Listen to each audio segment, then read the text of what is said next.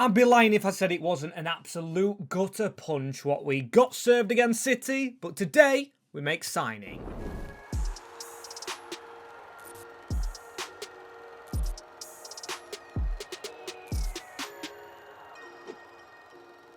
Still second. It's a good start. Brentford next in fourth. And only one team 3 wins out of 3, and that is Newcastle United. Obviously a team we stole 2 players from as the Europa League kicks in today. We've got Swansea in the cup. Do we want to play any Europa League game? Maybe Sociedad? Maybe Anderlecht. I want to make it to December. Maybe to the Newcastle game. But we do obviously need a signing. And I'm not going to leave you guys waiting too long. This is the Manchester United side. The signing I want to make is a man behind Bruno Fernandes. And with a young Bear squad now, I've loaned out a lot of players. We need that cam.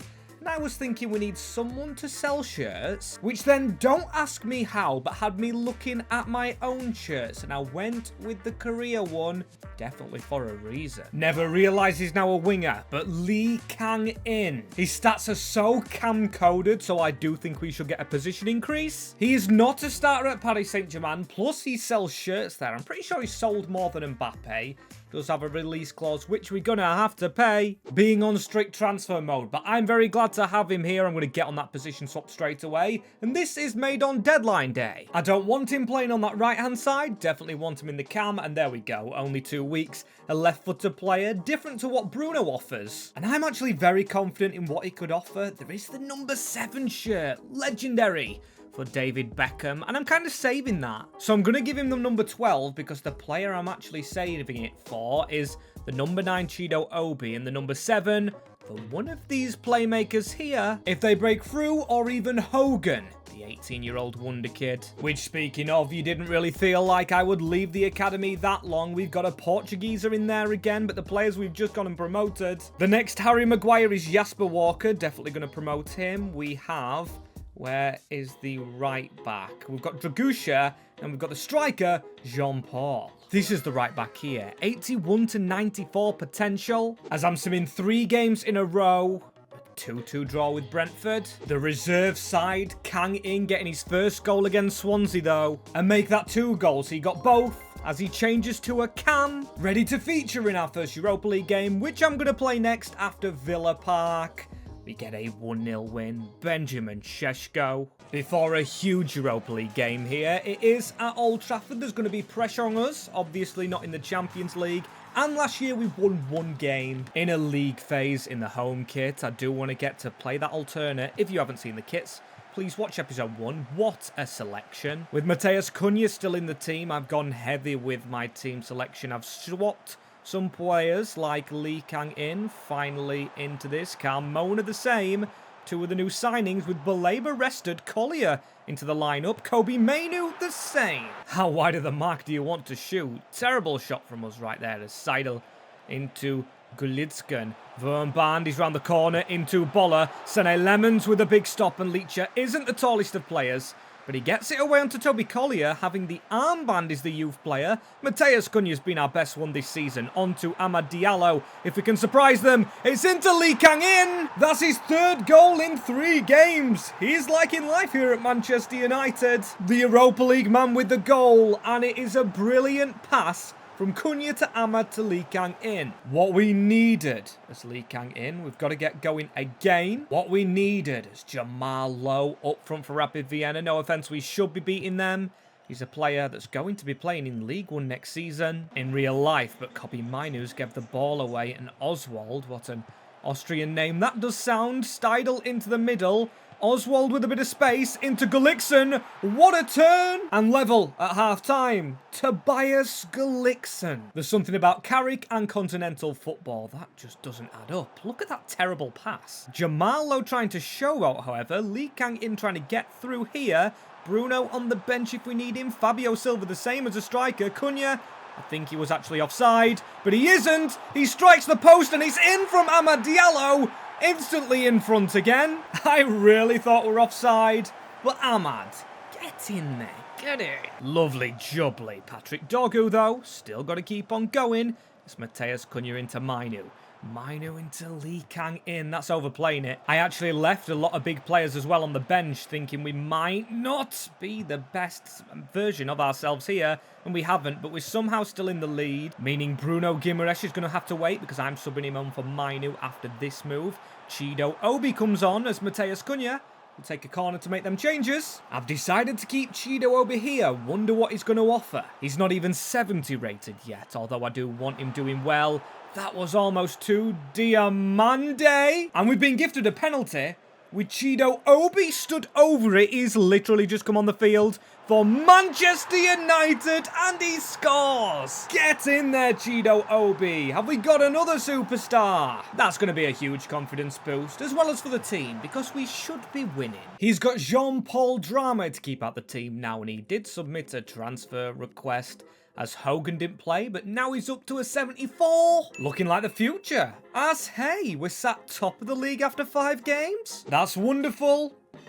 But everything's always too good to be true. Tino Livramento is out for 6 months. And Sané Lemon 7 weeks. Now that's his second long-term injury here. With Kader Bahari already out on loan, I'm going to have to try and find another youth keeper. Genuinely no keeper on the bench, and Carmona in at right back for a while, it seems. Premier League debut against a struggling Fulham down in 18th, and with them injuries, we still do squeeze a win out. We do lose in the Europa League. Then again, I don't feel as bad simming, just because we've already gone and got a win, and we do beat AFC Bournemouth. We beat Ipswich Town as well. As I've been told to look at some player ratings, Carmona and Vitek, the 2 new players, the standouts. And a win with Carmona again on the score sheet, same as Lee Kang-in. Again is a huge result. I was waiting to play Arsenal. However, they are down in 7th. And the next game is the Battle of the Unbeatens. I have gone for the home kit again, I must say, because I do like this home kit away from home, but I want to play in the alternate today. Anyway, with the injury crisis, Aiden Heaven actually in this first team. Leach needed a rest, same as Lenny Yoro. Our team's been stretched. In all the cup competitions, Bruno, still our first team strike partners, are all linked up and raring to go. With Jorginho Ruter, the ex-Leeds United man trying to run past us. Come on, lads. Pass together. You're definitely good enough as Carmona makes a big tackle to win the ball back. Shot by Bruno. And Buemo likes it on his left foot. Caught offside, however. And Baleba, I don't think... Or actually, no, he is playing against his former team. Probably gets a standing ovation. I'm joking, of course. With Evan Ferguson testing Radovan Vitek. Brighton are good, but they don't seem that good. And a win here will put us top of the league with Bruno Fernandes waiting. He goes into Guimaraes, who holds it up for Brian Mbeumo. Has that hit a hand? Oh my days. I thought the goalie would let it go, as I do like this Brighton Hove Albion team. But still, we can keep on marching on. Dorgu with the in-game face scan. Bruno Fernandes looks for Benjamin Šeško, and I like the run of Dorgu here. He's getting very far forward. Patrick Dorgu tries to spin inside. Oh dear, and Yasin Ayari through the middle. A terrible tackle. And their first shot that needed to be blocked. Save Bruno and Šeško for the big game against Arsenal, which will now have to be simulated. Do like to simulate a few games to make sure I'm not just fixing these for wins. But Bruno, get back and make a tackle. Very risky on a card, I know, but Fabio Silva, here he goes. I called him the next Ronaldo. He needs to try and prove himself. Lee Kang-in onto Matheus Cunha. He gets the chance in the 87th. Lee Kang-in with the assist. And this man's been our best player in front of the away end in the 97th minute. Or the, 87th. Oh my days. We're going to be the only unbeaten team. Big ups to Aiden Heaven as well. Comes into the team for a clean sheet. Newcastle in the Carabao. This is going to be easy, ain't it? Squeezed in before the Arsenal game. Of course, got to go to the backup squad. Vitek's still going to be the goalie. And we are absolutely hammered. I think fixture congestion's kind of lost us the Carabao Cup. Or at least round 16, because we have to prioritise Arsenal. Which is a win with our rested team. Benjamin Šeško and Brian Mbeumo. Followed up by a 5-1 win. And a win against the rivals, Leeds United. Excellent. Takes us on to our next difficult game. The alternate kit is coming. Don't worry, I know I keep on saying it. Corner ball here as well early on. Oh my days, Patrick Dorgu. Not much going on in this game, however. Now we're approaching almost half half-time. We had a really boring game in our Everton save, but Kobe Mainu, Hogan of course in the team, over Mateus Cunha, Bruno Fernandes, that's a brilliant run, and Hogan could have an assist to his name, Umbermo! Šeško has to be there though, and a Tottenham fighting against relegation again. I think they were in fourth, but they're really playing this ball around into Mikey Moore, Matthias Tell, the youngsters linking up for Spurs. We're really on the back foot here. We get a tackle in through Diamande, straight onto Brian Umbermo. I see Hogan is at the other side. They're holding Bruno Fernandes off in this game, and we might have to be patient. We might have to put Cunha on, despite him getting a rest. I wanted to fully rest him. He's had a lot of games and he's been our best player. And plus, I do want to grow this youth player. Running through on goal just a little bit. Šeško tries to get on his back foot. He was almost finding the bottom corner. Hogan. Just incredibly fun to use him as we've not got long left. Substitutes have been made. Diamande down this side. If we score last minute again, the scenes as Lee Kang-in on. Oh my days for Bruno Fernandes. Vicario keeping it out though. And we're into the last 5 minutes. This is when we got the goal against Brighton. A goal here would probably show we are worthy of being Premier League winners. Keep it going. Dorgu into Mainu. Just keep the ball. We'll go for the little gap. It's Lisandro Martinez. He's getting close to goal, but he needs to find an attacker. Lee Kang-in! In the 90th minute! He's scored plenty today, but that is his first Premier League goal. Manchester United, under Michael Carrick, have somehow found a way to get Fergie time. That is 2 last-minute winners, as we're still doing all right in the Europa. Fantastic now in the Premier League. A 5-point gap. No other injuries, touch wood. Sene Lemon's quickly returning. I'm actually going to push him in this game.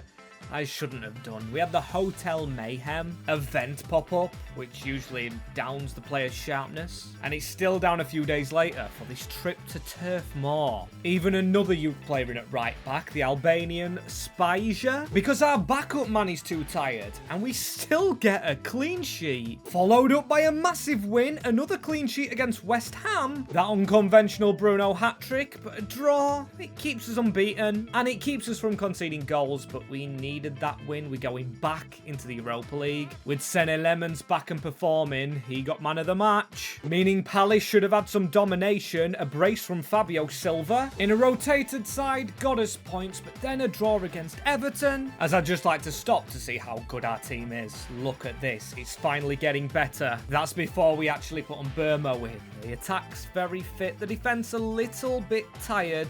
With Hogan the same, now 19 years old. Really looking after his future as a new contract for Chido Obi. He signs for 2 years and Radek Vitek is going to be the backup for a minimum of 1 to see how it goes, and then the final contract you can see I am negotiating for the main man Bruno. Yet again, it's only a 1-year deal. I'm never sure on long term as I'm looking at players out on loan any better than Hogan. Actually away from the club, well, Shea Lacey, he's keeping up with the pace. Mantato's trying to do so as well. Then we've got Diogo Dutra, but the best one is Alan Maciel. Still 18. Big player, and I'm sorry, the alternate kit is definitely coming. I want to wear it in a final. That is my aim this season. But for now, it's all about revenge, and we are actually at Old Trafford, so we can't wear that alternate at home, but I am hoping so after revenge here against the Geordies, as that was almost a good pass on. They've beat us in the Cup this year. They beat us at Old Trafford last year, with Ramsey getting a brace after we signed Bruno Guimaraes and Tino Livramento. Still on the injury table, and Anthony Gordon is going to get onto this ball first. We've tried to slide in there. Joelinton over the bar. I was expecting the net off its hooks. Really bad miss from him. Maybe he needs to change to a centre-back. As Dorgu, he loves a pace down this line. Patrick Dorgu into Benjamin. Šeško, Bruno! If he would have just signed on his new deal, that would have been perfect. But Brian Umbermo will go very short with this one. Try and get the in-swinger of Bruno Fernandes. That is towards Šeško. He needs to be winning it. As Bruno Guimaraes absolutely flawed by his old teammate Joelinton and his international one.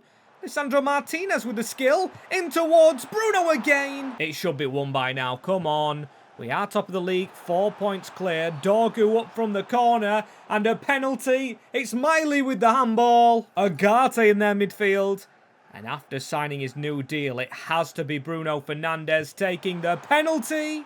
Pope stayed down the middle. It's a while since I've seen him do that. I thought I would do him with the sidestep. And Šeško! Is it going to be a last-minute thing again? As the ex-academy graduate Elanga on the shoulder of Patrick Dorgu. Lammens forced into a save. Close with 10 minutes left. And Beleba into Matheus Cunha. Matheus Cunha picks up on the ball, waits for that overlap. Can we do it? It's not the last minute, but Dorgu slides it across. Fernandes has to score and make up for that last minute penalty. But I've got a sense, if we keep going, it will be another added time goal here. Dorgu around the clock. He should get the ball. Right, we're not going to cross with the low drivens anymore. We're going to actually cross it properly. Come on, Max, we need this goal here. It is into Carmona, onto Mbuemo. Carmona working the ball. We do not want to lose it now. Matheus Cunha waits for that overlap of Dorgu. We need somebody in the middle. That's Bruno. That's Mbuemo. That's another save. And hang about, Newcastle trying to go forward, but we can catch them on a counter. It's Cunha through the middle. Benjamin Šeško. He waits for Cunha again. We've got Bruno through the middle. Bruno tries to squeeze through. And they just whack the ball back to us. This must be the longest game ever. Bruno. That pass is going to be the final whistle, and it is 0-0. But oh my, was that a good game?